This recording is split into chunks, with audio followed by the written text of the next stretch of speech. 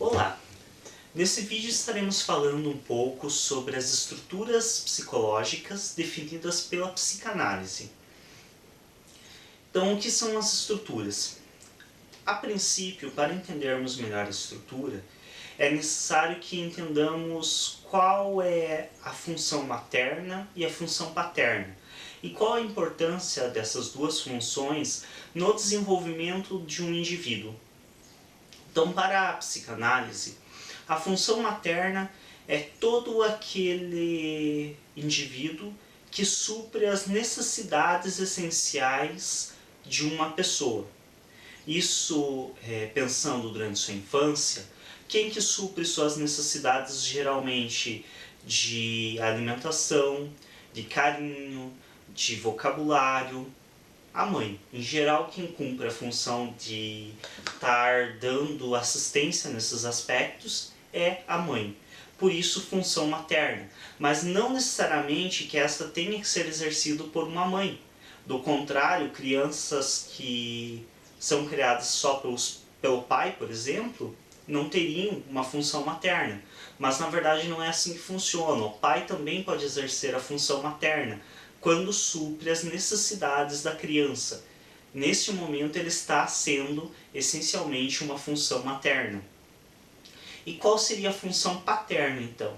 A função paterna dentro da psicanálise é entendida como aquele indivíduo que repreende a criança, ou seja, aquele que impõe leis, que impõe regras, que corta a relação da criança com a função materna. Isso é entendido na psicanálise como função paterna, que também, classicamente, na visão familiar, de família clássica mesmo, pai, mãe, é entendido como o pai, mas pode ser exercida por qualquer indivíduo que tenha contato com essa criança, inclusive a própria mãe pode desenvolver também função paterna. Então, seria do seguinte modo: essa criança tem necessidades. A mãe atende às suas necessidades. A função materna supre suas necessidades. Suas necessidades de alimentação, de carinho, de atenção. A função paterna entra como uma impositora de regras. Sendo exercida pela mãe ou pelo pai, ela vai entrar como dizendo para a criança que há limites que ela deve respeitar. Há limites que ela não pode exceder. Por exemplo, que a mãe não vai estar à disposição dessa criança no exato momento que ela queira. A mãe não vai estar à disposição dela o tempo todo, porque há o pai que também quer a atenção da mãe, porque há um irmão que também precisa da atenção da mãe. Então, inclusive, esse irmão também pode estar exercendo uma função paterna, que é de dar a noção para a criança de que ela e a mãe são coisas distintas. A princípio, durante o desenvolvimento da infância, a criança não consegue ter uma distinção plena do que é ela e a mãe. Aí entramos nas questões do id, do ego e do superego. O id é o desenvolvimento inicial da criança, quando ela e o mundo lhe parecem uma coisa só. Ou seja, é como se ela e o mundo fossem uma única coisa. Por isso que a criança, quando é pequena, ela não pede permissão para fazer as coisas, ela não pede para pegar algo que está próximo de você, porque no entendimento dela, isso faz parte dela, isso é ela, é dela, não é seu. Ela não tem essa distinção plena do que sou eu, do que é você, ou do que é ela e a mãe. Essa distinção vai vir a partir do desenvolvimento do ego, que seria o eu.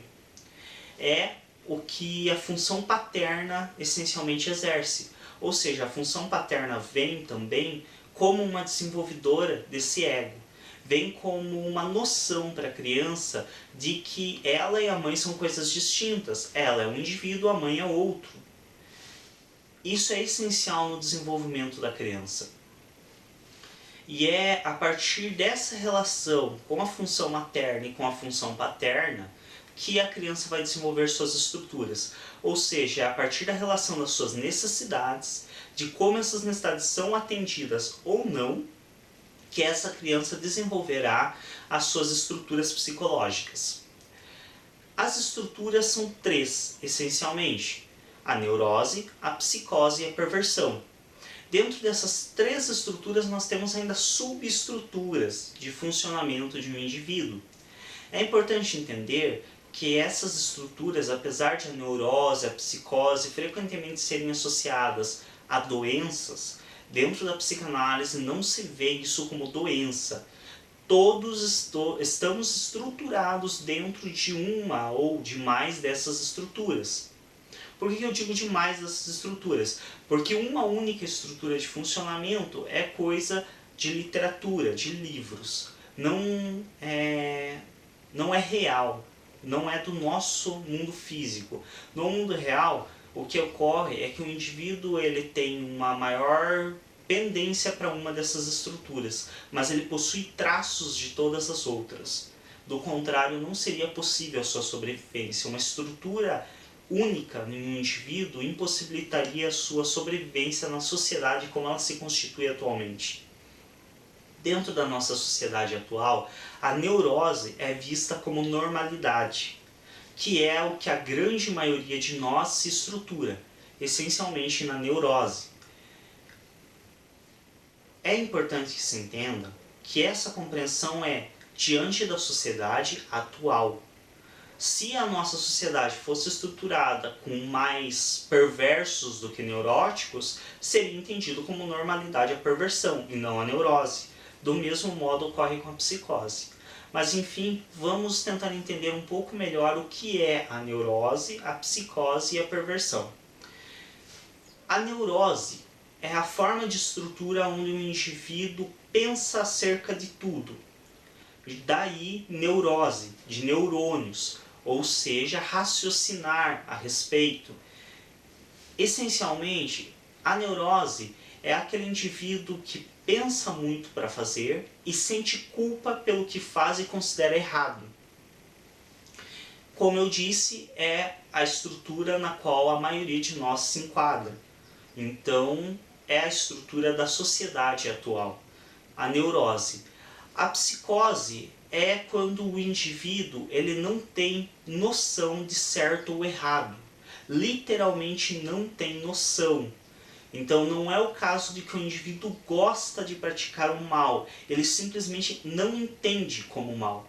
Ele não tem uma compreensão da distinção clara de bem ou mal, de como a sociedade vê o que é bom e o que é ruim. Ele não entende isso. Na perversão já é uma situação diferente. Nessa sim, o indivíduo ele tem a compreensão do que é certo ou errado, porém ele opta por fazer o errado. Ele sente prazer em fazer o que é julgado pela maioria da sociedade como errado. As subestruturas são dentro da neurose 3, a obsessiva, a fóbica e a histérica. Como que funciona isso?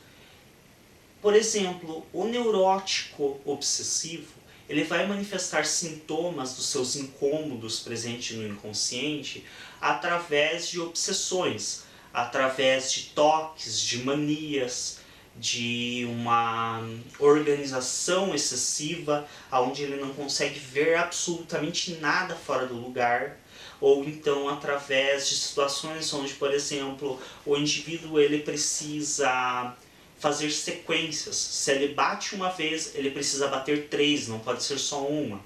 Ele vai aumentar o volume do rádio, ele tem que deixar em um número par ou em um número ímpar. Isso são obsessões. É uma das formas de manifestação dos sintomas para um neurótico. A outra é a fóbica, que seria o medo. Geralmente isso é oriundo de um trauma. Então o que ocorre? Por exemplo, eu fui mordido por um cão, eu passo a ter medo de cães. Mas eu não tenho medo só daquele cão que me mordeu, eu tenho medo de todos os cães.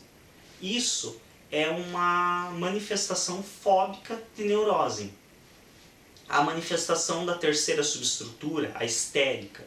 Como que ocorre a manifestação da histeria, que são as clássicas histéricas estudadas por Sigmund Freud e as quais ele tratou. O histérico dentro da neurose, ele manifesta o sintoma no corpo.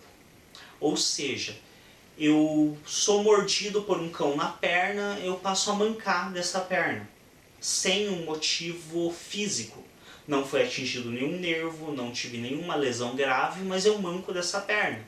Isso é uma manifestação histérica de neurose.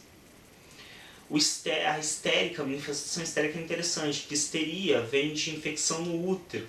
É uma coisa que era atribuída a essa doença essencialmente às mulheres na época de Freud, devido até à sociedade da época ser mais punitiva e mais restritiva com a mulher. Ela tinha uma tendência maior a ter a neurose histérica. Mas hoje a gente sabe que a neurose histérica ela atinge homens e mulheres em iguais proporções.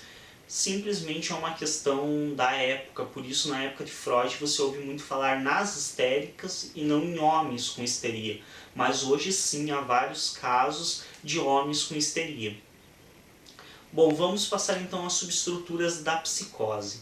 Dentro da psicose nós também temos 3 subestruturas, que são a esquizofrenia, a melancolia e a paranoia.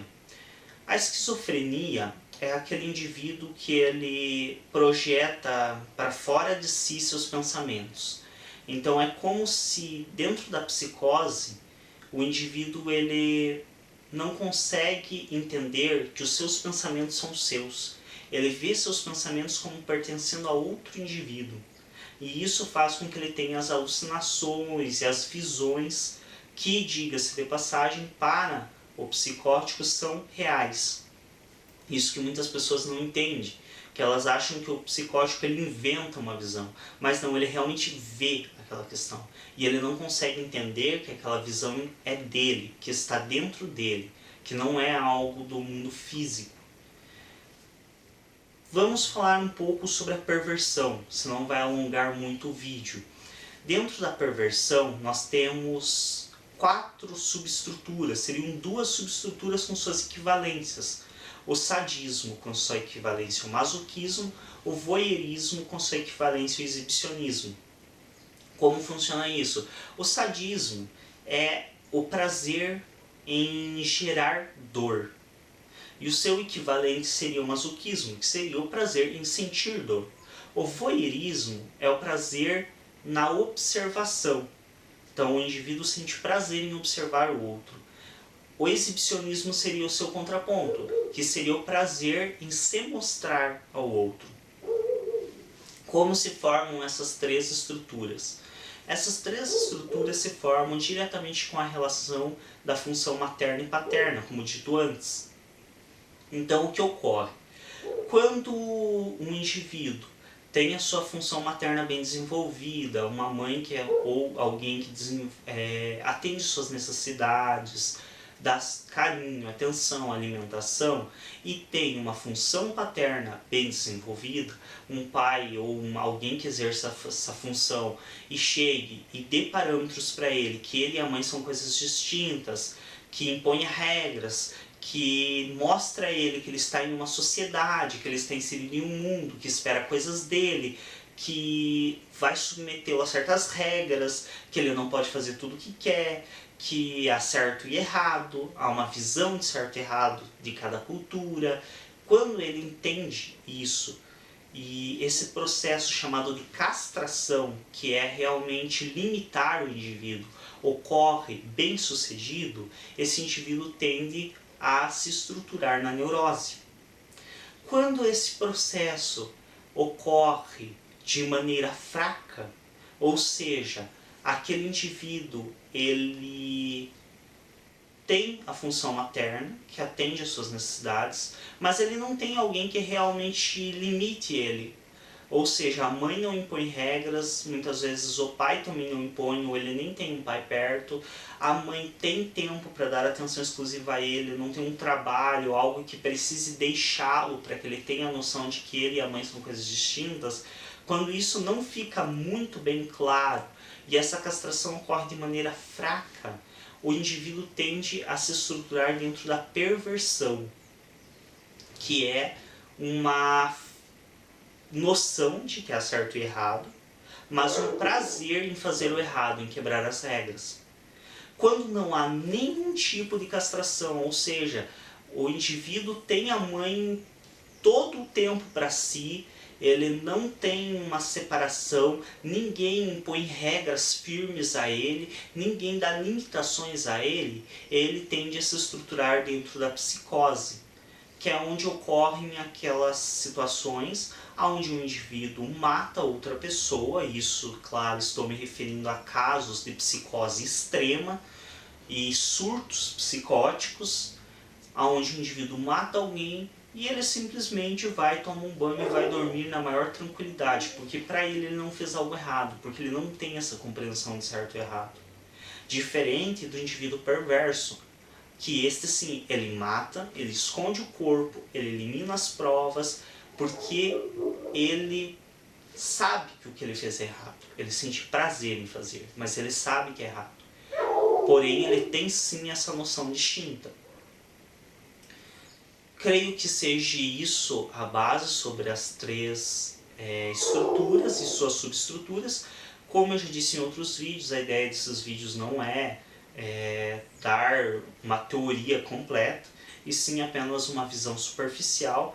Quem tiver um maior interesse pode estar buscando materiais mais aprofundados, livros, leituras e até mesmo vídeos mais direcionados sobre somente um dos tipos de estruturas, sobre só a função materna, sobre a função paterna, já que explicar tudo nos mínimos detalhes acabaria tornando um pouco longo esse vídeo.